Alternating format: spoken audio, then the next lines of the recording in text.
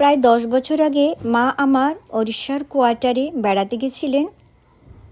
মা তখন আমার কাছে কিছু কাপড় চেয়েছিলেন, কিছু একটা তৈরি করবেন বলে। আমার হাতের কাছে একটা ওড়না ছিল, ওটাই মাকে দিয়েছিলাম, আর সেটা দিয়েই মা এই ড্রেসটা তৈরি করেছিলেন। তখনও আমার ঘরে সিউইং মেশিন আসেনি। মা সুচ সুতো দিয়েই এই ড্রেসটা তৈরি করেছিলেন, আর তার উপরে সিকোয়েন্সের কাজ করেছিলেন। এরকমই আমার মা। আজকে সকালে জগন্নাথ দেবের ড্রেস তৈরি করব বলে আমার কাপড়ের ব্যাগটা খুলেছি, আর তার মধ্য থেকেই এই ড্রেসটা পেলাম। দেখেই আমার মনটা খুশিতে ভরে উঠল।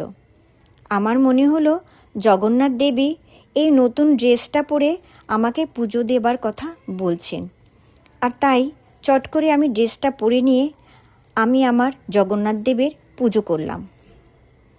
আজ থেকে 10 বছর আগে আমার মা এরকমই একটা আজকের ট্রেন্ডি একটা ড্রেস তৈরি করেছিলেন।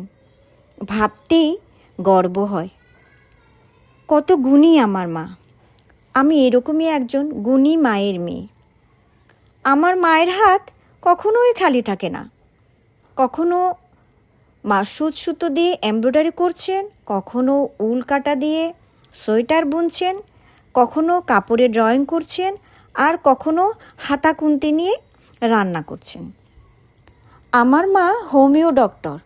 মায়ের বিয়ের অনেক বছর পরে আমার বাবার উৎসাহে মা হোমিওপ্যাথি পরীক্ষায় উত্তীর্ণ হয়ে হোমিও ডক্টর হন। আমি যখন মাকে ফোন করে কোনো অসুস্থতার কথা বলি, আজকে এই বয়সে এসেও মা ঠিক মেডিসিনটা আমাকে বলে দেন। মায়ের সাজেস্ট করা মেডিসিনে আমি সুস্থ হয়ে উঠি। মা যখন হোমিওপ্যাথি প্র্যাকটিস করতেন, তখন মাঝে মধ্যে মায়ের চেম্বারে আমি যেতাম। সেখানে গিয়ে দেখতাম রোগী দেখার ফাঁকে ফাঁকে মা চিকিৎসার বইয়ে মুখ গুজে আছেন। আর মা ছোটোবেলা থেকেই দেখতাম বিভিন্ন বই পড়তেন, রবীন্দ্রনাথ, বঙ্কিম, শরৎচন্দ্র, থ্রিলার, আরও কত সব বই। আমার মা কিন্তু খুব ভালো গান করতেন, প্রোগ্রামেও গান করেছেন, প্রচুর লোকের হাততালি আর প্রশংসাও পেয়েছেন। কিন্তু যা হয়, সংসারের চাপে মায়ের গানটা ধীরে ধীরে হারিয়ে গেছে। ভগবান আমাকে এরকম একজন মায়ের মেয়ে হবার সুযোগ দিয়েছেন। মা এখনও উল বোনেন, নিজের হাতে ড্রয়িং করে এমব্রয়ডারি করেন, আমাদের চিকিৎসা করেন।